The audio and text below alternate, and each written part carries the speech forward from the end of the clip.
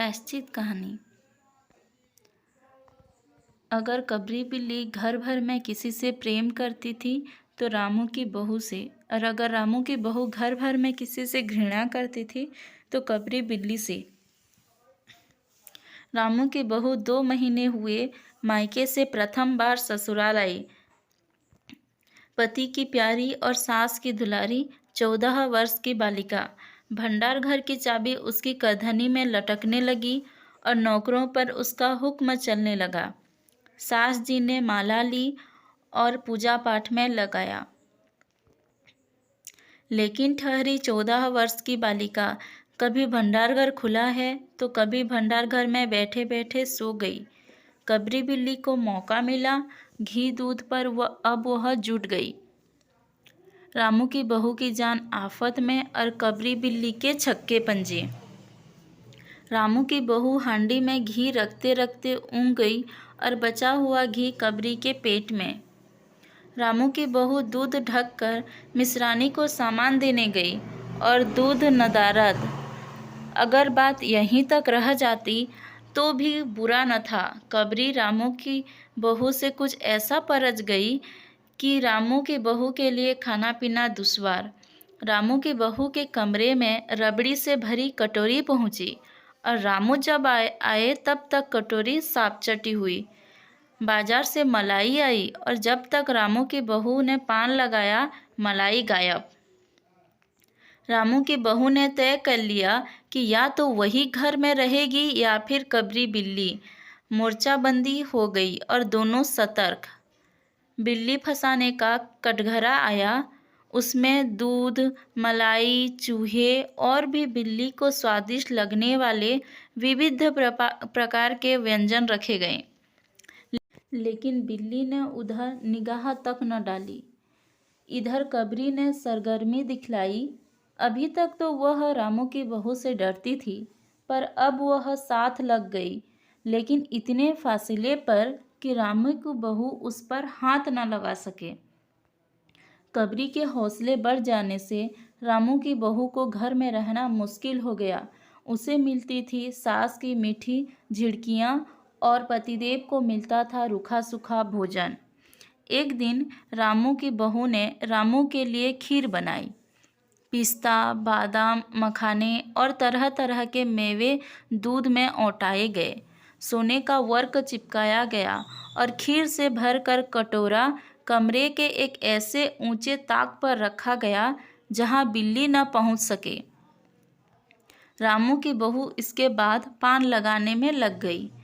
उधर बिल्ली कमरे में आई। ताक के नीचे खड़े होकर उसने ऊपर कटोरे की ओर देखा। सूंघा, माल अच्छा है। ताक की ऊंचाई अंदाजी। उधर रामू की बहू पान लगा रही है। पान लगाकर रामू की बहू सास जी को पान देने चली गई और कबरी ने छलांग मारी। पंजा कटोरे में लगा और कटोरे झंझनाहट की आवाज़ के साथ फर्श पर। आवाज़ रामू की बहू के कान में पहुंची। सास के सामने पान फेंककर वह दौड़ी। क्या देखती है कि फूल का कटोरा टुकड़े टुकड़े और खीर फर्श पर, और बिल्ली डट कर खीर उड़ा रही है। रामू की बहू को देखते ही कबरी चंपत। रामू की बहू पर खून सवार हो गया। न रहे बांस और न बजे बांसुरी। रामू की बहू ने कबरी की हत्या पर कमर कस ली। रात भर उसे नींद न आई। किस दांव से कबरी पर वार किया जाए कि फिर जिंदा न बचे, यही पड़े पड़े सोचती रही। सुबह हुई और वह देखती है कि कबरी देहरी पर बैठी बड़े प्रेम से उसे देख रही है। रामू की बहू ने कुछ सोचा। इसके बाद मुस्कुराती हुई वह उठी। कबरी रामू की बहू के उठते ही खिसक गई। रामू की बहू एक कटोरा दूध कमरे के दरवाजे की देहरी पर रख कर चली गई। हाथ में पाटा लेकर वह लौटी तो देखती है कि कबरी दूध पर जुटी हुई है। मौका हाथ में आ गया। सारा बल लगाकर पाटा उसने बिल्ली पर पटक दिया। कबरी न हिली, न डुली, न चीखी, न चिल्लाई, बस एकदम उलट गई। आवाज़ जो हुई तो महरी झाड़ू छोड़कर, मिश्रानी रसोई छोड़कर और सास पूजा छोड़कर घटनास्थल पर उपस्थित हो गई। रामू की बहू सर झुकाए हुए अपराधिनी की भांति बातें सुन रही है।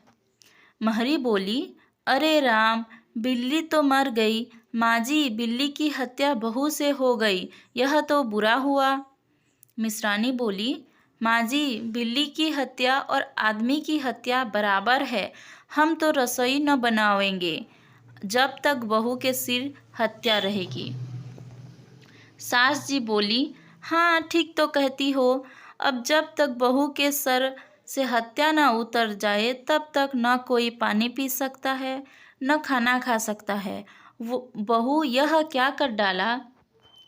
महरी ने कहा, फिर क्या हो, कहो तो पंडित जी को बुलाए लाएं। सास ने जान में जान आई, अरे हाँ, जल्दी दौड़ के पंडित जी को बुला लो। बिल्ली की हत्या की खबर बिजली की तरह पड़ोस में फैल गई। पड़ोस की औरतें रामू के घर तांता बन गया।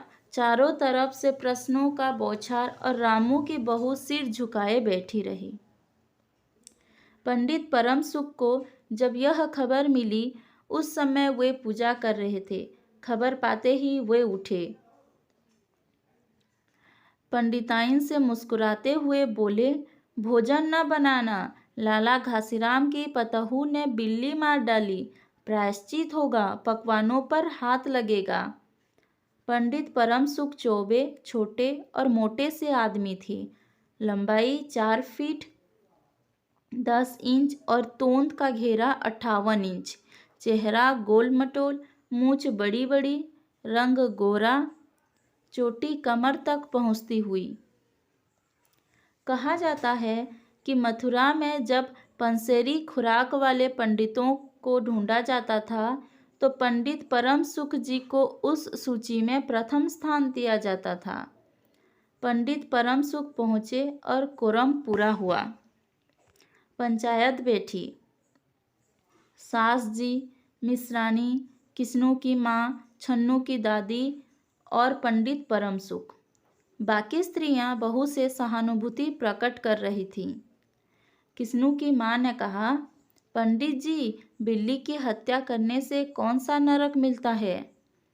पंडित परम सुख ने पन्ने देखते हुए कहा, बिल्ली की हत्या अकेले से तो नरक का नाम नहीं बतलाया जा सकता। वह मुहूर्त भी मालूम हो जब बिल्ली की हत्या हुई तब नरक का पता लग सकता है। यही कोई 7 बजे सुबह, मिश्रानी जी ने कहा। पंडित परम सुख ने पन्ने के पन्ने उल्टे, अक्षरों पर उंगलियां चलाई, माथे पर हाथ लगाया और कुछ सोचा।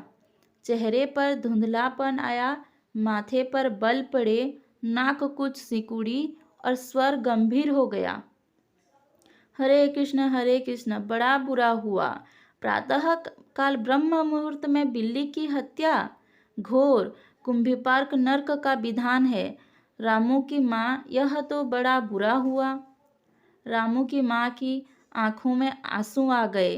तो फिर पंडित जी, अब क्या होगा, आप ही बतलाएं। पंडित परम सुख मुस्कुराए। रामू की माँ, चिंता की कौन सी बात है। हम पुरोहित फिर कौन दिन के लिए हैं। शास्त्रों में प्रायश्चित का विधान है, सो प्रायश्चित से सब कुछ ठीक हो जाएगा। रामू की माँ ने कहा, पंडित जी, इसलिए तो आपको बुलवाया था। अब आगे बतलाओ कि क्या किया जाए। क्या जाए? यही एक सोने की बिल्ली बनवा कर बहू से दान करवा दी जाए। जब तक बिल्ली न दे दी जाएगी तब तक तो घर अपवित्र रहेगा। बिल्ली दान देने के बाद 21 दिन का पाठ हो जाए। छन्नू की दादी बोली, हाँ और क्या, पंडित जी ठीक तो कहते हैं। बिल्ली अभी दान दी जाए और पाठ फिर हो जाए। रामू की माँ ने कहा, तो पंडित जी, कितने तोले की बिल्ली बनवाई जाए? पंडित परम सुख मुस्कुराए। अपनी तोंद पर हाथ फेरते हुए उन्होंने कहा, बिल्ली कितने तोले की बनवाई जाए? अरे रामू की माँ, शास्त्रों में तो लिखा है कि बिल्ली के वजन भर सोने की बिल्ली बनवाई जाए। लेकिन अब कलयुग आ गया है, धर्म कर्म का नाश हो गया है, श्रद्धा नहीं रही। सो रामू की माँ, बिल्ली के तौल भर की बिल्ली तो क्या बनेगी, क्योंकि बिल्ली 20-21 शेर से कम की क्या होगी। हाँ, कम से कम 21 तोले की बिल्ली बनवा के दान करवा दो, और आगे तो अपनी अपनी श्रद्धा। रामू की माँ ने आंखें फाड़कर पंडित परम सुख को देखा। अरे बाप रे, 21 तोला सोना! पंडित जी, यह तो बहुत है। तोला भर सोना, तोला भर की बिल्ली से काम न निकलेगा। पंडित परम सुख हंस पड़े। रामू की माँ, 1 तोला सोने की बिल्ली! अरे रुपए का लोभ बहू से बढ़ गया। बहू के सिर बड़ा पाप है, इसमें इतना लोभ ठीक नहीं। मोल तोल शुरू हुआ और मामला 11 तोले की बिल्ली पर ठीक हो गया। इसके बाद पूजा पाठ की बात आई। पंडित परम सुख ने कहा, उसमें क्या मुश्किल है, हम लोग किस दिन के लिए हैं। रामू की माँ, मैं पाठ कर दिया करूँगा, पूजा की सामग्री आप हमारे घर भिजवा देना। पूजा का सामान कितना लगेगा? अरे कम से कम में हम पूजा कर देंगे। दान के लिए करीब 10 मन गेहूँ, 1 मन चावल, 1 मन दाल, मन भर तिल, 5 मन जौ और 5 मन चना, 4 पसेरी घी और मन भर नमक भी लगेगा। बस इतने से काम चल जाएगा। अरे बाप रे, इतना सामान! पंडित जी, इसमें तो 100-150 रुपया खर्च हो जाएगा। रामू की माँ ने रुआसी होकर कहा। फिर इससे कम में तो काम न चलेगा। बिल्ली की हत्या कितना बड़ा पाप है रामू की माँ। खर्च को देखते वक्त पहले बहू के पाप को तो देख लो। यह तो प्रायश्चित है, कोई हंसी खेल थोड़ी है। और जैसे जिसकी मर्यादा, प्रायश्चित में उसे वैसा खर्च भी करना पड़ता है। आप लोग कोई ऐसे वैसे थोड़े हैं। अरे 100-150 रुपया आप लोगों के हाथ का मैल है। पंडित परम सुख की बात से पंच प्रभावित हुए। किस्नू की माँ ने कहा, पंडित जी ठीक तो कहते हैं, बिल्ली की हत्या कोई ऐसा वैसा पाप तो है नहीं, बड़े पाप के लिए बड़ा खर्च भी चाहिए। छन्नू की दादी ने कहा, और नहीं तो क्या, दान पुण्य से ही पाप करते हैं, दान पुण्य में किफ़ायत ठीक नहीं। मिश्रानी ने कहा, और फिर माँ जी, आप लोग बड़े आदमी ठहरे, इतना खर्च कौन आप लोगों को अखरेगा। रामू की माँ ने अपने चारों ओर देखा। सभी पंच पंडित जी के साथ। पंडित परम सुख मुस्कुरा रहे थे। उन्होंने कहा, रामू की माँ, एक तरफ तो बहू के लिए कुंभीपाक नरक है और दूसरी तरफ तुम्हारे जिम्मे थोड़ा सा खर्च है, सो उससे मुंह न मोड़ो।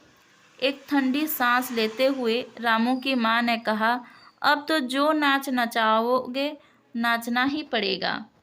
पंडित परम सुख जरा कुछ बिगड़ कर बोले, रामू की माँ, यह तो खुशी की बात है, अगर तुम्हें यह अखरता है तो न करो, मैं चला। इतना कहकर पंडित जी ने पोथी पत्र बटोरा। अरे पंडित जी, रामू की माँ को कुछ नहीं अखरता, बेचारी को कितना दुख है, बिगड़ो न। मिश्रानी, छन्नू की दादी और किस्नू की माँ ने एक स्वर में कहा। रामू की माँ ने पंडित जी के पैर पकड़े और पंडित जी ने अब जमाकर आसन जमाया। और क्या हो, 21 दिन के पाठ के 21 रुपये और 21 दिन तक दोनों वक्त 5-5 ब्राह्मणों को भोजन करवाना पड़ेगा। कुछ रुक कर पंडित परम सुख ने कहा, सो इसकी चिंता न करो, मैं अकेले दोनों समय भोजन कर लूँगा और मेरे अकेले भोजन करने से 5 ब्राह्मणों के भोजन का फल मिल जाएगा। यह तो पंडित जी ठीक कहते हैं, पंडित जी की तौन तो देखो। मिश्रानी ने मुस्कुराते हुए पंडित जी पर व्यंग किया। अच्छा तो फिर प्रायश्चित का प्रबंध करवाओ। रामू की माँ 11 तोला सोना निकालो और उसकी बिल्ली बनवा लाऊं। 2 घंटे में मैं बनवा कर लौटूंगा। तब तक सब पूजा का प्रबंध कर रखो। और देखो, पूजा के लिए पंडित जी की बात खत्म भी न हुई थी कि महरी हाँफती हुई कमरे में घुस आई और सब लोग चौंक उठे। रामू की माँ ने घबरा कर कहा, अरे क्या हुआ रे? महरी ने लड़खड़ाते स्वर में कहा, माँ जी, बिल्ली तो उठकर भाग गई। तो यह था प्रायश्चित कहानी। वीडियो पसंद आया है तो लाइक करें और चैनल को सब्सक्राइब करें।